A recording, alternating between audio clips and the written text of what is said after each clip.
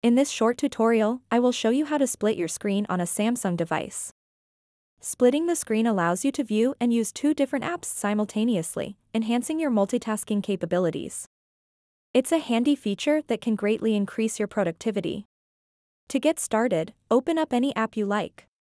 And then tap on the three-line navigation button at the bottom left. After that, tap and hold the app icon just like this. And then let go of your finger. Now your screen is split into two parts. To launch another app you like, tap on this button.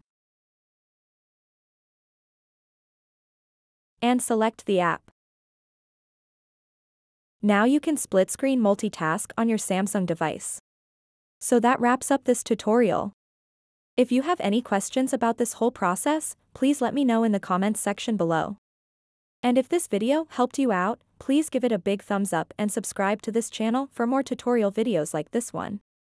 Thank you so much for watching and have a good day.